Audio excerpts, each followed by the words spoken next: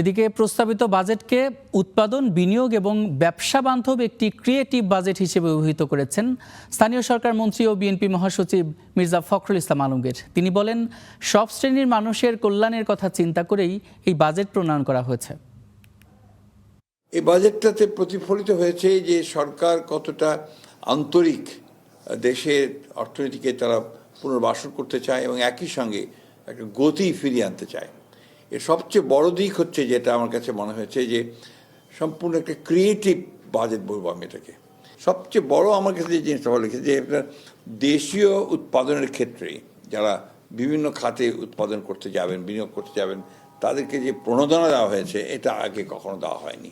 এবং সমস্ত কর রেয়াত দেওয়া হয়েছে এবং অন্য সব রকমের সুবিধা প্রদান করা হয়েছে।